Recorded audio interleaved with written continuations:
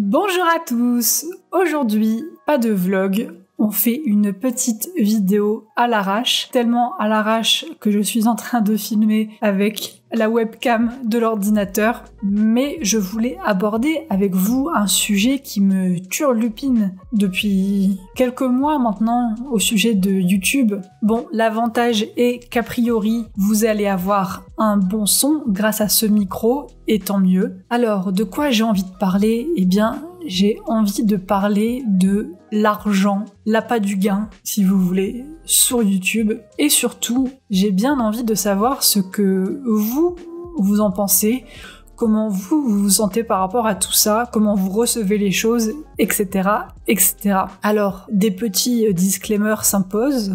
Je ne suis pas un ange, je ne suis pas un bisounours, je ne suis clairement pas Madame Parfaite, mais alors vraiment pas. Ne pensez pas que je fais cette vidéo en mode il faut faire comme ceci, il faut faire comme cela, les gens sont des méchants et moi je suis la gentille de l'histoire. C'est pas du tout le but. Mais je voulais vous parler vraiment de YouTube et du rapport à l'argent qu'il y a depuis un bon petit moment par rapport à YouTube. Alors déjà, on va rapidement parler des souscriptions sur YouTube.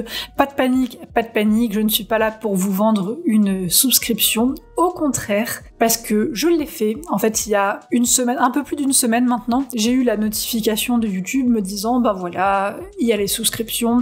Donc pour les personnes qui ne savent pas ce que c'est les souscriptions, en gros, c'est de définir des avantages ou non, parce qu'il n'y a pas l'obligation de mettre des avantages, contre, eh bien, une souscription, au même titre que vous êtes abonné à Netflix, au même titre que vous pouvez être abonné au téléphone, payer votre facture internet, eh bien, être abonné à un créateur de YouTube moyennant finance, à savoir qu'il y a plusieurs sommes possibles, c'est-à-dire que le créateur a la possibilité de commencer la souscription à 99 centimes, c'est le minimum possible, et ça peut monter jusqu'à 499 €, donc 500 balles quand même par mois, par mois. Donc bien évidemment, la plupart des gens ne choisissent pas de mettre 99 centimes par mois parce que c'est vraiment très très peu. Mais bref, il y a quelque temps, YouTube m'avait envoyé la notification pour me dire que je pouvais mettre en place les souscriptions, et je l'ai fait.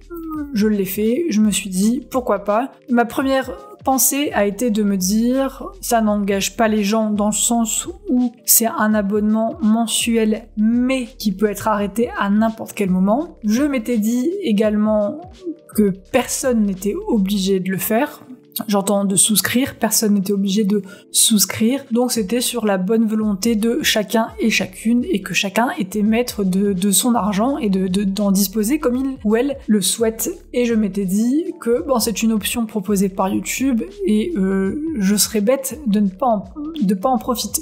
Donc, j'ai lancé les souscriptions. Je n'en avais pas parlé en vidéo, mais j'avais fait un post. Et depuis, j'ai regretté. J'ai regretté parce que je me demande très honnêtement où on va. Dans le sens où, déjà, on est dans un contexte d'inflation assez importante. C'est le contexte qui est important ou c'est l'inflation qui est importante ?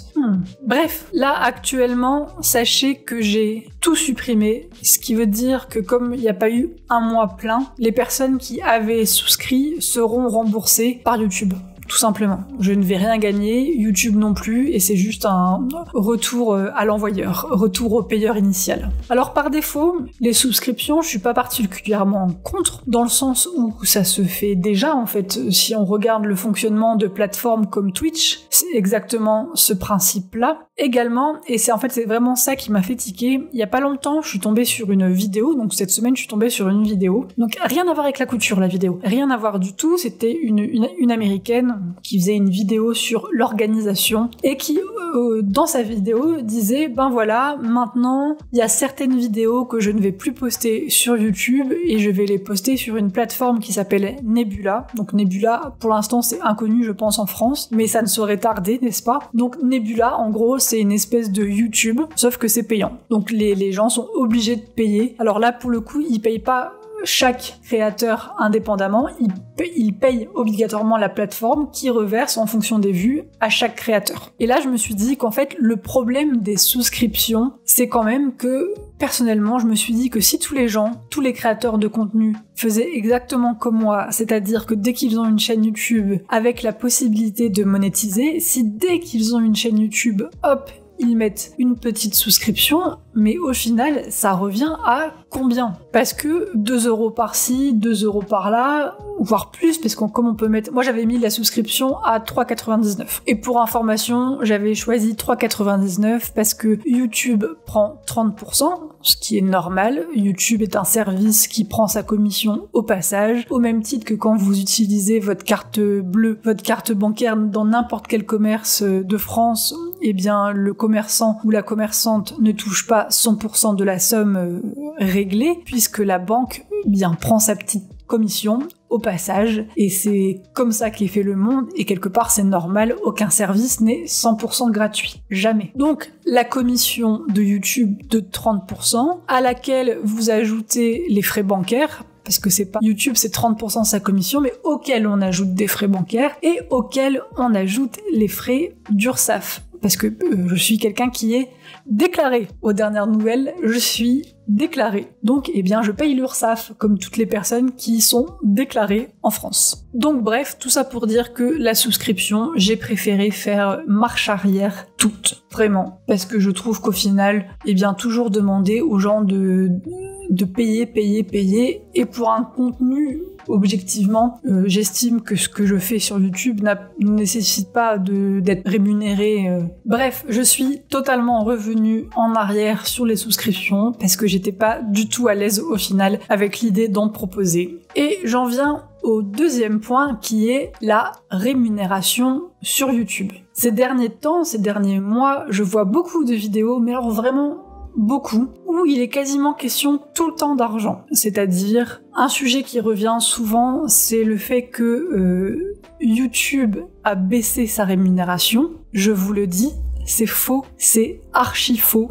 Au contraire, YouTube a revalorisé ses créateurs de contenu, c'est-à-dire, alors peut-être que vous avez déjà entendu parler de la somme de 1000 vues égale 1 €. En gros, quand vous faites 1000 vues, vous gagnez 1 €. Sachez qu'aujourd'hui, ce n'est plus du tout 1 €. C'était valable il y a quelques années. Maintenant, ce qu'on appelle donc, c'est le revenu pour 1000 vues, qui est donc le RPM. Maintenant, le RPM, il est plus élevé. Alors, ce n'est pas toujours le même d'une vidéo à une autre. Ça, me demandez pas comment fonctionne YouTube, je n'arrive pas à comprendre moi-même et ça me fume le cerveau parce que je n'arrive pas à comprendre ce qui fait qu'une vidéo a un RPM très élevé et d'autres moins. Je pense que personnellement, pour mes vidéos, le RPM le plus bas que je peux avoir, c'est 3 €. Donc 3 €, c'est déjà 3 fois plus. Ça paye déjà 3 fois plus qu'il y a quelques années. Donc 3 fois plus n'est pas ce que j'appelle YouTube a baissé ses rémunérations. Vous voyez, quand on gagne 3 fois plus qu'avant. Et donc ça, les 3 €, c'est quand les vidéos ont un mauvais RPM, mais j'ai des vidéos... Alors, elles ne sont pas fréquentes et c'est bien dommage. J'ai des vidéos, par exemple, qui atteignent les 9 € de RPM. C'est-à-dire que pour 1000 vues, je gagne 9 €. Donc 9 €, on est 9 fois plus qu'il y a quelques années, ce qui est énorme. Ça, malheureusement, je ne saurais pas vous en dire plus, dans le sens où je ne saurais pas vous dire pourquoi une vidéo fait 3 €, pourquoi une vidéo fait 9 €, je ne sais pas. Là, si je prends ma moyenne pour l'instant sur le mois de septembre, je vais vous dire, soyons honnêtes, soyons transparents. Voilà, donc là, vous voyez, par exemple, pour le mois de septembre, qui est le mois en cours, à savoir également qu'il y a toujours un décalage, il y a toujours un décalage de 2 jours, en fait, sur YouTube.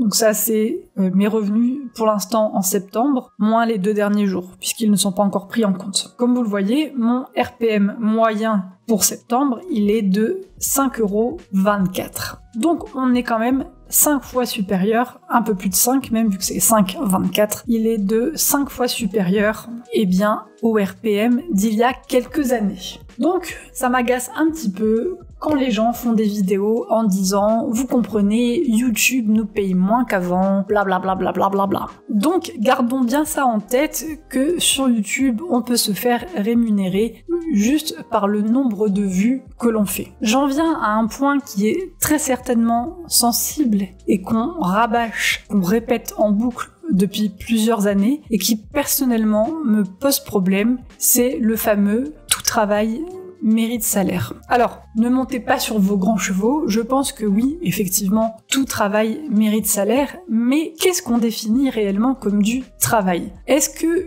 YouTube, c'est du travail ? Est-ce que c'est systématiquement du travail ? Il y a des chaînes qui se sont énormément professionnalisées, qui embauchent des monteurs, qui louent des studios d'enregistrement, qui font appel à des personnes extérieures, des graphistes, des musiciens, etc., etc. Bref, il y a des chaînes YouTube, pas dans la couture, il y a des chaînes YouTube qui ont des employés, etc., qui embauchent des gens où là vraiment il y a une valeur travail assez importante, ça devient vraiment un travail à 100%. Maintenant, si je prends mon cas particulier, aujourd'hui, quelles sont les dernières vidéos que j'ai postées sur YouTube ? Des vlogs, et sinon, j'avais posté aussi des haul tissus. Donc les haul tissus, je n'apprends à personne ce que c'est regardez ce que j'ai acheté, gna. Vous connaissez le principe. Et la question que je me pose, c'est, est-ce que c'est du travail ? Non, c'est pas du travail.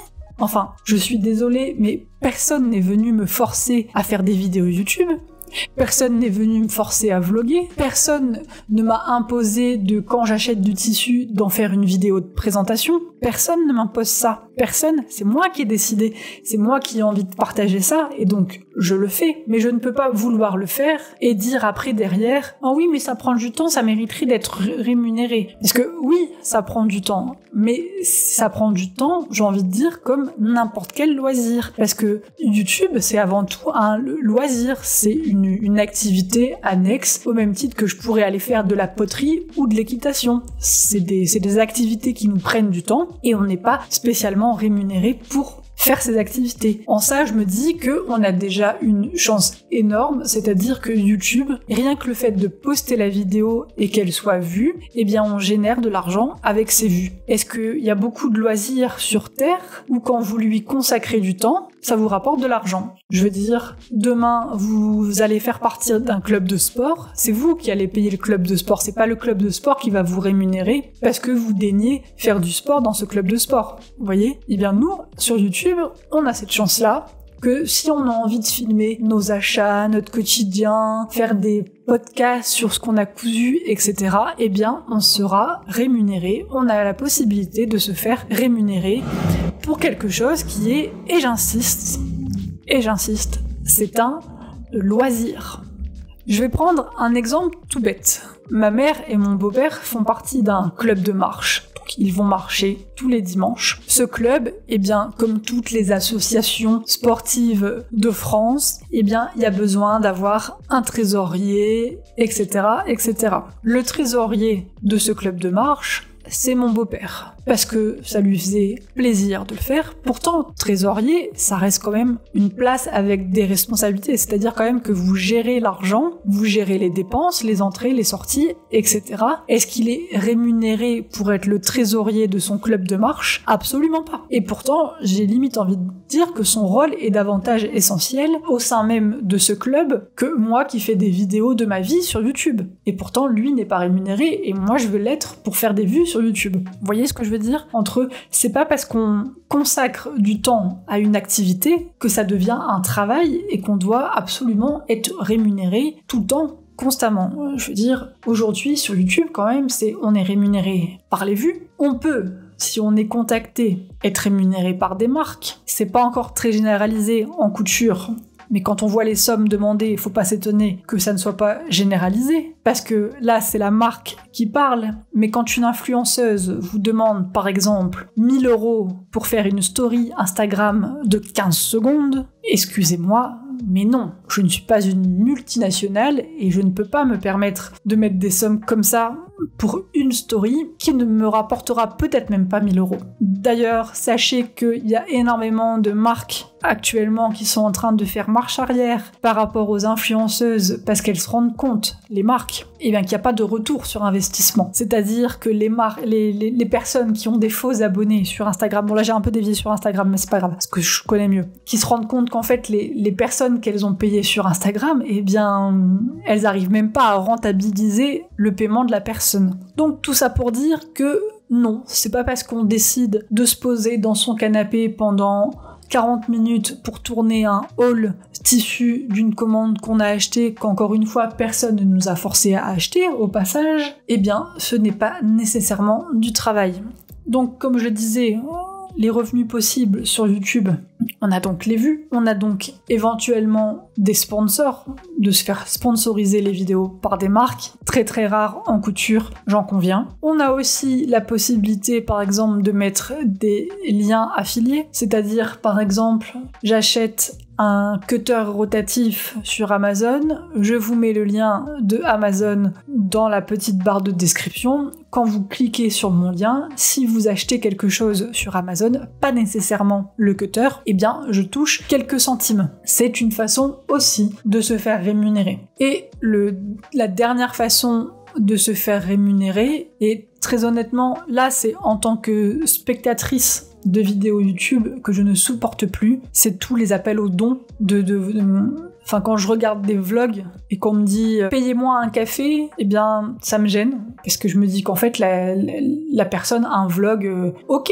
c'est du temps de montage, c'est du temps de tournage, etc., mais elle n'a pas été forcée de le faire. C'est vraiment important de garder en tête qu'il n'y a vraiment pas d'obligation de faire ces vidéos.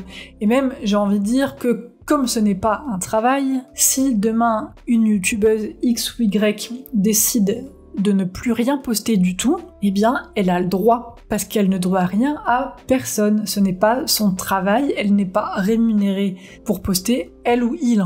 J'ai tendance à penser qu'on est plus de femmes dans la couture, c'est pour ça, mais elle ou il. Voilà quoi. D'ailleurs, ça me fait penser, je pense par exemple à une chaîne YouTube que moi j'adorais la regarder. J'adorais regarder Maëlle, le chat qui guette, pour les personnes qui se souviennent. Maëlle, du jour au lendemain, elle a supprimé son compte Instagram, elle a supprimé sa chaîne YouTube, et il y a plus rien. Elle a quitté la surface de la Terre, en tout cas sur les réseaux sociaux. Et bref, vraiment, c'est parce qu'encore une fois, YouTube, c'est un côté passion, c'est une envie d'échange. En tout cas, c'est censé être une envie d'échanger avec les gens. Et on a vraiment, j'insiste, je vais être chiante parce que j'insiste, mais on a la chance de se faire rémunérer juste parce que les personnes regardent. C'est quand même hallucinant. J'en viens aussi à un autre point qui fait que le fait d'avoir une chaîne YouTube peut déclencher des avantages. Comme par exemple se faire offrir des produits. Alors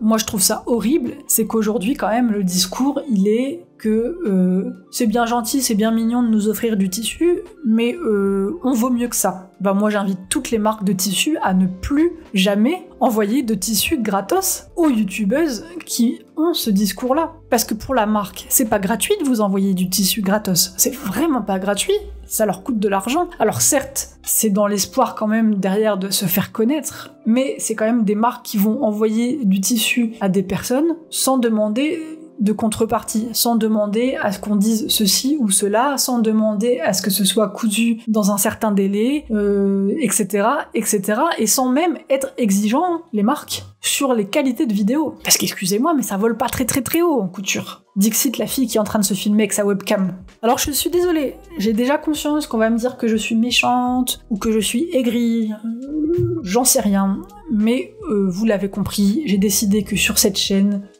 j'étais brute de décoffrage, je disais les choses comme je le pense quand je le pense, et si vraiment cette vidéo est une catastrophe et que je m'en prends plein la tronche, elle n'existera plus, elle sera supprimée. Donc maintenant, imaginons, je veux commander sur un site de tissu, je les contacte, ce que je pourrais très bien contacter des marques de tissus en leur disant écoutez, voilà, moi j'ai une chaîne YouTube, est-ce que ça vous dit de m'envoyer du tissu, voilà, pour que je parle de vous. Admettons que la marque me dise oui, avec plaisir, vas-y, fais ta petite sélection et on t'envoie ça. Donc je reçois ma petite sélection, je vous fais un haul où je vous dis regardez, j'ai acheté ça, oh c'est joli, nanana, et c'est tout. Donc, je n'ai pas payé le tissu, moi je touche de l'argent sur les vues, et les gens ne sont pas encore suffisamment contents. Il faudrait quoi en plus ? Réellement, il faudrait quoi en plus ? Je veux dire, vous qui me regardez là, vous êtes couturière, vous savez le coût des fournitures.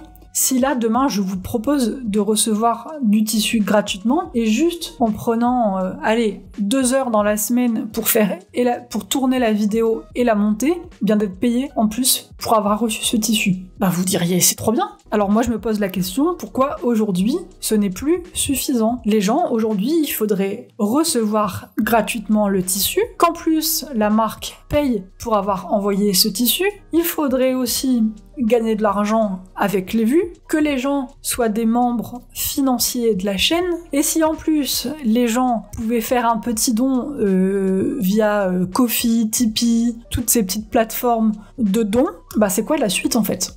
Je me demande, c'est quoi la suite ? Faudra faire des précommandes pour avoir une vidéo sur YouTube ? Je sais pas, honnêtement, ça m'interpelle. Parce que, encore une fois, je trouve que, là j'insiste vraiment, j'ai en tête l'aspect couture, podcast, haul tissu, vlog. Je dirais qu'éventuellement, je suis plus d'avis que les personnes qui prennent du temps, par exemple, pour faire des tutoriels, quand les tutoriels ne sont pas des conneries sans nom. Parce que, encore hier, j'ai entendu parler de « Je vous conseille d'utiliser de la viscose, vu que c'est un tissu naturel ». Non, la viscose n'est toujours pas un tissu naturel. Bref, je m'égare. Et le dernier point que je voulais aborder sur cette notion de YouTube Money, c'est le plus, mais il y a quoi en échange ? Qu'est-ce que j'entends par là ? C'est qu'aujourd'hui, je vois beaucoup de youtubeurs, youtubeuses, et honnêtement, c'est pas spécifique à la couture. Ne pensez pas que je vise des personnes en particulier dans la couture, parce que ce n'est pas le cas. C'est vraiment un constat sur YouTube en règle générale. C'est qu'il faudrait que les gens sur YouTube soient mieux rémunérés pour leur travail, mais à quel moment ces personnes répercutent ce qu'elles ont gagné ? C'est-à-dire, je vois assez peu de personnes dire voilà, le mois dernier, j'ai gagné X sur YouTube, donc je me suis acheté un micro, des lampes, je me suis acheté une nouvelle caméra, je me suis acheté un meilleur trépied, etc., etc. Sachant qu'aujourd'hui, alors, le matériel photo-vidéo, vous avez des choses qui coûtent très très cher. C'est notamment le cas des caméras professionnelles, enfin des caméras même quand elles sont pas professionnelles. Une caméra, des objectifs, etc. Ça coûte très cher. Mais par exemple, quand moi je vois des hauls tissus où c'est à moitié dans le noir, je me dis, est-ce que la personne pourrait pas l'effort d'acheter une petite lumière, genre une ring light, ça coûte 20 balles sur Amazon, c'est pas la fin du monde. Surtout quand on sait que si les chaînes font en moyenne, je sais pas, admettons, si la personne elle gagne 200 € dans le mois, je pense qu'elle peut bien, pour un mois sur les 12, se dire je vais acheter une ring light, comme ça les gens verront mieux. Et en fait du coup je me dis, mais à quel moment ça se répercute en fait sur le public, sur les viewers ? À quel moment on leur offre une meilleure qualité visuelle ? Encore une fois, Dixit la fille qui est en train de se filmer avec une webcam.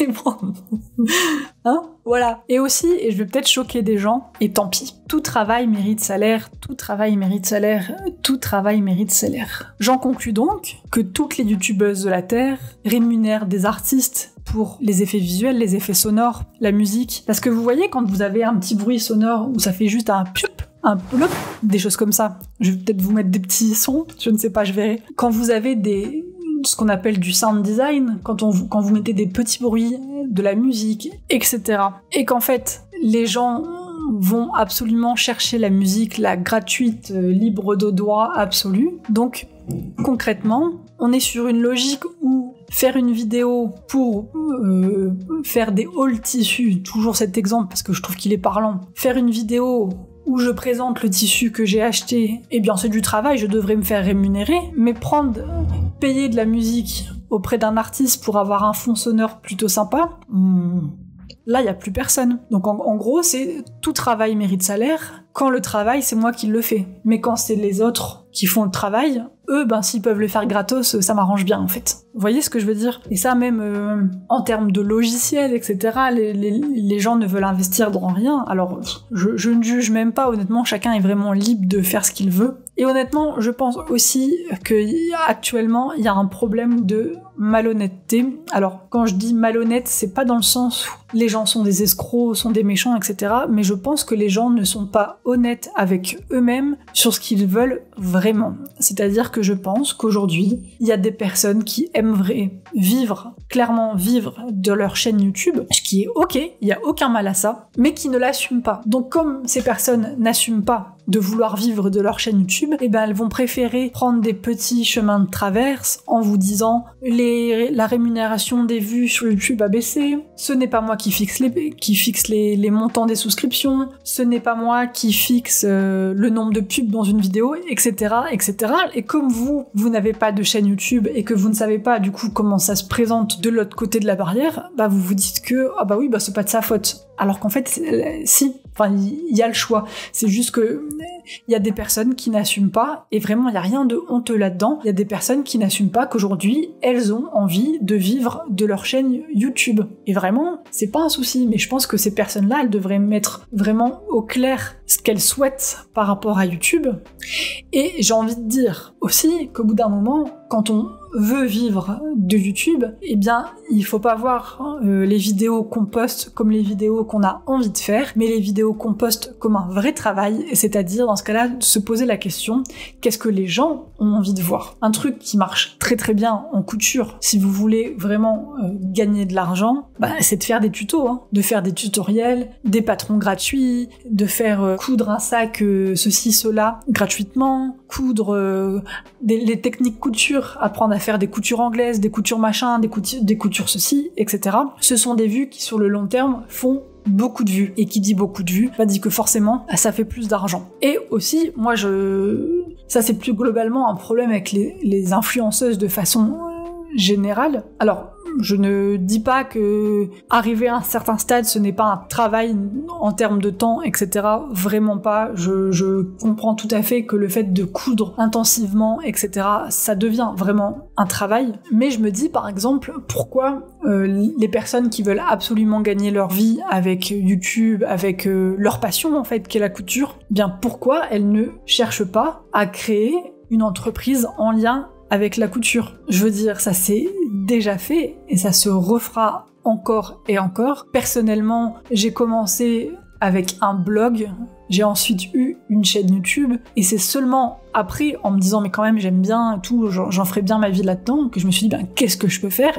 Je vais créer une marque de patron. Alors, je ne dis pas à tout le monde de créer une marque de patron, c'est pas ça que je dis, mais il y a des personnes qui, de YouTube, bifurquent et commencent à lancer des formations, alors qu'elles ont commencé sur YouTube. Il y a des personnes qui ont commencé sur YouTube et qui ont lancé des espèces de coaching, où en gros c'est des groupes avec des lives, etc., où il y a vraiment des thématiques très particulières où les gens payent tous les mois, mais ils payent en fait un accompagnement où le fait que la personne répond spécifiquement aux problématiques de ses clientes, tout simplement, qu'il y a vraiment, je veux dire, aujourd'hui, de la couture, il y a la possibilité vraiment de créer des entreprises. Et je pense qu'au bout d'un moment, il faut arrêter de vouloir que tout repose sur les viewers. En gros, ne pas faire d'efforts, ne pas investir dans du matériel, ne pas vouloir développer de produits, vouloir juste faire des vidéos où on se pose 40-45 minutes devant son téléphone à se filmer et ensuite passer 1 heure, 2 heures, aller peut-être 3 heures de montage et se dire que ça c'est un travail en postant une vidéo par semaine. Qu'en gros là on est allé à maximum 5 heures de travail. Et les gens voudraient, en ayant un maximum de 5 heures de travail, générer des milliers d'euros par mois. Alors vraiment, j'insiste, je vais peut-être passer pour une grosse conne, mais je pense qu'au bout d'un moment, il faut savoir redescendre sur terre. Et je vous parlais au tout début des souscriptions, et c'est exactement l'effet que ça m'a fait, c'est je me suis dit, mais pour qui je me prends en fait ? Je suis qui pour dire aux gens qu'ils doivent payer tous les mois un abonnement, aussi dérisoire soit-il, et encore, la notion de dérisoire en temps d'inflation, etc., moi je veux dire, je ne vous connais pas, je ne sais pas combien vous gagnez tous les mois. Si ça se trouve, il y a des personnes qui me regardent et qui sont actuellement au RSA, et pour qui 1 euro, c'est énorme. Je le sais pas. J'ai pas de source de qui vous êtes, vous voyez. Et encore heureux, j'ai envie de dire, encore heureux qu'on n'a pas ce genre d'informations sur les gens. Heureusement, il reste encore un peu d'anonymat sur Internet. Bref, je pense que j'ai beaucoup parlé, je pense avoir tout dit. J'espère que ce ne sera pas mal interprété, qu'on se dira pas « Ah, mais c'est parce que t'es jalouse » ou « parce que t'es aigrie » ou parce que...